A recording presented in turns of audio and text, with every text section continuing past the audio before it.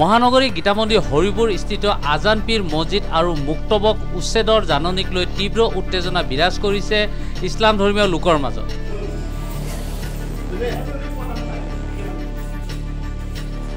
12 ঘণ্টাৰ ভিতৰত আজান পীৰ মছজিদ আৰু মুক্তব খালী কৰাৰ উচ্ছেদৰ জাননী দিয়ে দিছপুৰ ৰাজচক্ৰ কাৰ্যালয়ে।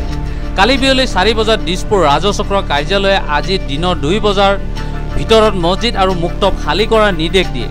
এই নিৰ্দেশৰ পিছত অঞ্চলটোত সেৱা উত্তেজনা বিৰাজ কৰিছে। কথা কিন্তু আমি বুজি পোৱা নাই। একদিন আগতে এখন নটিছত আহি গেলে আমাৰ এই আমি এইখিনি আপোনাৰ যাবাৰ 3 নম্বৰ মঠঘৰীয়া হৰিপুৰ নিবাসী আমি ইয়াতে প্ৰায় আজি 40 বছৰ অতিক্ৰম হৈ গ'ল। প্ৰায় 43 বছৰে আমি চলি আছে। আমি প্ৰায় ইয়াতে 20-30 মুছলমান মানুহে বসবাস কৰি আছোঁ। যেতিয়া নেকি ইয়াতে বাট ঘাট কিছুমান আছে আমি এইখিনি ইয়াৰ মানুহখিনি যিখিনি বসবাস কৰি আছোঁ ইয়াতে কোনো এজন মানুহ কোনো নাছিলে। আমি ইয়াতে জংঘল কাটি ঘৰ বনালে আছিলোঁ।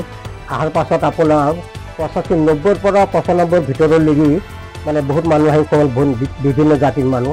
আমি চবেই মিলি বসবাস কৰি আছোঁ। এইখিনি জেগাত আগতে আহমেদনগৰৰ আণ্ডাৰত আছিলে। আমাৰ মাটিখিনি চিলিং এক্টৰৰ মাটি। আমি ইয়াতে বসবাস কৰি আছিলোঁ, ভালে চলি আছে ইমান দিন। আমাৰ যেনিবা আমাৰ মুছলমান মানুহ মৰিলে আমাৰ হিন্দু মানুহ কবৰস্থানত গৈছে আৰু হিন্দু মানুহ মৰিলেও আমি শ্মশানত গৈছোঁ।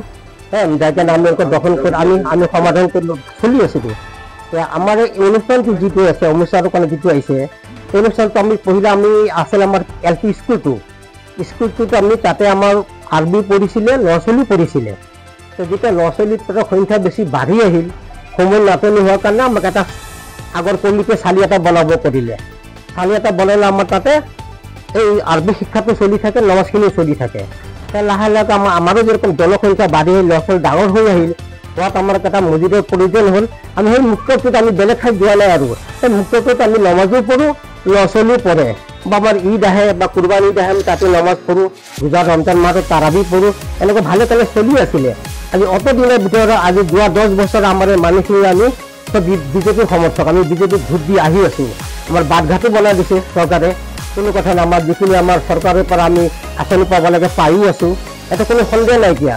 কিন্তু হঠাতে যোৱাকালি এখন নটিচ আহিছে যে আমাৰ এই আপোনাৰ যিটো আপোনাৰ মুক্তবুৰ মছজিদৰ অনুষ্ঠানটো এইটো খালী কৰি দিব লাগে, ভাঙি দিব লাগে। এই কথাটো বুজি নাপালোঁ।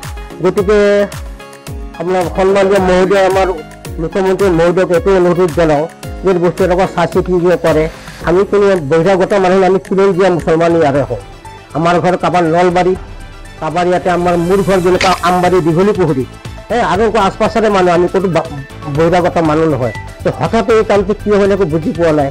গতিকে চৰকাৰক অনুৰোধ জনাওঁ এইটো যে চাই চিতি কৰি কিনে এটা কিবা এটা সুমীমাংসা কৰি দিয়ে, তাৰে অলপ মানে অনুৰোধ জনাব তেখেতক। মোক ক'বলৈ ঢুকাই গ'ল, ইয়াতে বুঢ়া হৈ গ'ল, মা বুঢ়া হৈ গ'ল। আমাৰ এতিয়া নাতিপুতি হ'ল, ল'ৰা ছোৱালী জন্ম পাই ডাঙৰ দীঘল হ'ল, বিয়া দিলোঁ ইয়াতে। আমি হিন্দু মুছলিম চব মানে মিলি জুলি আছোঁ। ঈদত আহে, আমি তেওঁলোকৰ পূজাত আমি যাওঁ, বা কিবা এটা স্কুলত যদি কিবা এটা হয় আমি তাত যাওঁ। নাম ধৰিলেও আমি মাতিলে যাওঁ, বা ফাংচন পাতিলে যাওঁ, বিহু পাতিলে যাওঁ। আমাৰ ইয়াতে অকল ছাৰ আমাৰ নহয়, মছজিদত মানুহখিনি ভিতৰত নামাজখিনি পঢ়ে, একো অন্যায় নাই। ঘৰ দুৱাৰ নাই, মক্তবটো আছে আৰু ঘৰ দুৱাৰ ছাইডত একো নাই, একো অন্যায় কৰা নাই। আমাৰ ওচৰত শিৱ মন্দিৰ এটা আছে, আমি একো অন্যায় কৰা নাই, আমাকো একো অন্যায় কৰা নাই। মোৰ ছোৱালীৰ গাৰ ওপৰেদি সাপ উঠি যায়, কিন্তু শিৱ মন্দিৰ এটা আছে, একো অন্যায় কৰা নাই। আমি একো অন্যায় কৰা নাই, আমি হিন্দু মুছলিম সকলে আমি মিলি জুলি আছোঁ ছাৰ। কিন্তু ইয়াতে মনে মনে নটিচখন পঠাইছে কালি সন্ধিয়া গধূলি টাইমত। মানুহ এক মাহ আগত পঠায়, আমি এটা পঢ়ি চাই কাৰণে আমি কিবা এটা কৰিলোঁ হয়। কিন্তু এতিয়া 1 মাহ আগত পঠোৱা নাই, কালি পঠাইছে গধূলি। আমি এতিয়া কি কৰিম? আমি গোটেইখিনি মানুহ এতিয়া আমি মানে হেৰি হৈ গৈছোঁ, মানে 40-50 বছৰ হ'ল এই মুক্তবটো। আমি বিল্ডিং বনোৱা নাই, ছাদ ঢালাই কৰা নাই। আমি গৰীব মানুহখিনি কিবা কৰি ইয়াতে আল্লাহ আল্লাহ ভগৱানটো চব একে, ভগৱান আল্লাহ চব এটাই বস্তু। এই ৰোজাৰ মাহত খালি নামাজখিনি পঢ়ে আৰু একো কাকো ক্ষতি কৰা নাই। কিন্তু এতিয়া এইখিনি কৰিছে, আমি গোটেই ৰাতিটো আমি টোপনি মাৰা নাই। আমাৰ মানুহখিনি বিৰাট নাৰ্ভাছ হৈ গৈছে। মছজিদটো উচ্ছেদ নকৰিবলৈ অঞ্চলটোৰ ৰাইজে মুখ্যমন্ত্ৰীৰ ওচৰত দাবী জনাইছে। উল্লেখ্য যে 1984 চনত আজান পীৰ মছজিদ আৰু মুক্তব হৰিপুৰত স্থাপন হৈছিল।